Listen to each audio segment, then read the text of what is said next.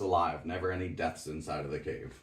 The cavers were all taking this way through the cave, but we're not going that way because it leads you to those tiny cracks and start to swirl around in convection currents, carving out more and more space.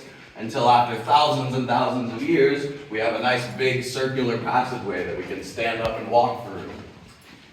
The only man-made manipulation is the concrete floor that we're walking on and the lighting system put in by Jack Burch in 1959. After the acidic water drained out of the cave, no one had made it past Devil's Pit. Come on.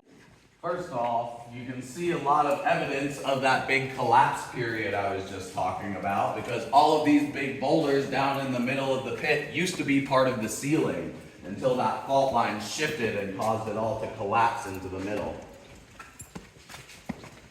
If we had gone to the line right, we call cave jail cell. If I see anybody start touching the cave walls, I'm going to throw them in cave jail and turn all the lights off.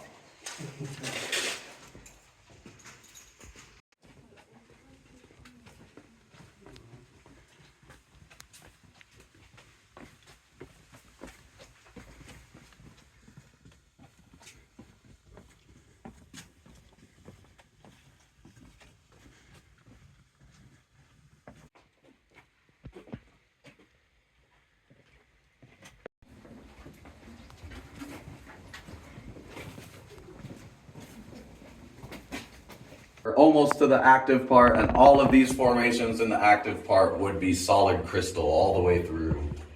And on the right wall is a great showcase of helictites. Check this one out up here. We call this one our cave quarterback. Looks like a little dude throwing a Hail Mary touchdown.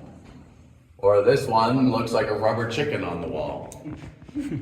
Our cave is like a giant ink blot test. Let me know. Careful of the puddle on the right here.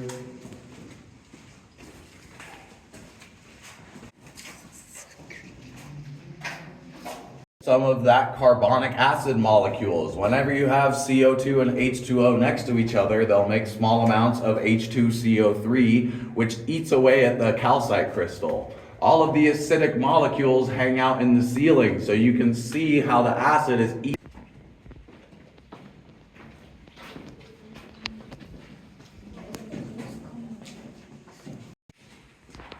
Everybody do it. And you guys on down here.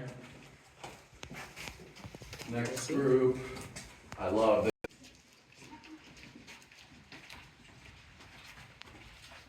So this group is a Christmas tree. This is basically a frozen waterfall that got frozen over tens of thousands of years. The water has been dripping down this, layering the calcite up feet and feet thick. So if you cut through this, you would find that beautiful shiny calcite on the inside. I'm really hoping that one day that light bulb goes out up there and I get to climb to the top to go change it. And a flowstone waterfall you can see better from this side. And that waterfall we call 7. Get my ugly face out of that photo. And this water looks blue even though there's no pennies in it, but it looks blue because of light diffraction as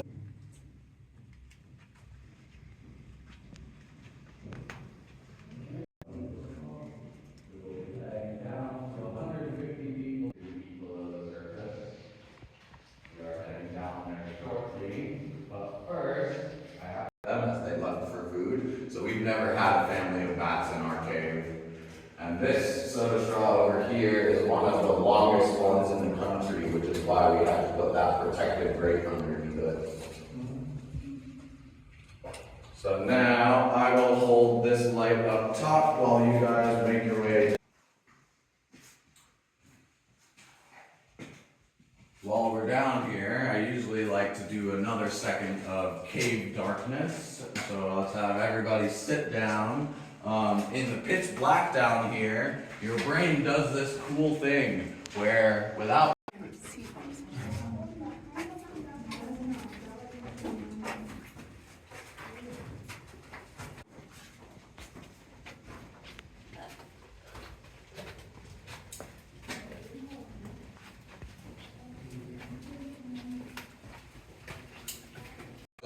when you get to about this point,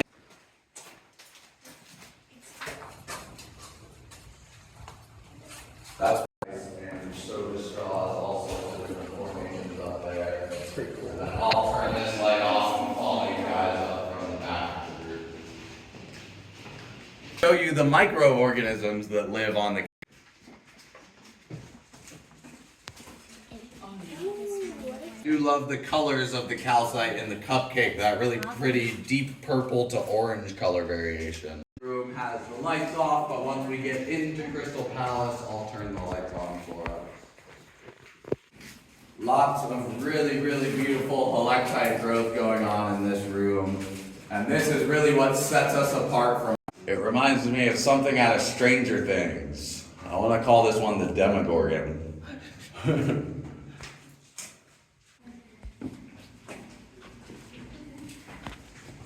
What's the boat for? That is marked for restoration. The cave is long here, the crowd is going to be gluing the cave back together. So they found the missing piece of that broken formation and they're going to glue it back on.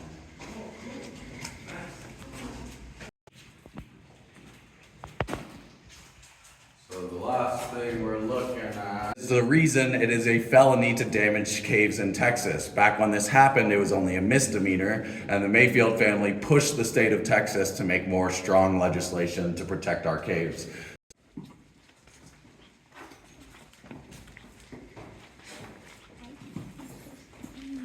So I got very sad.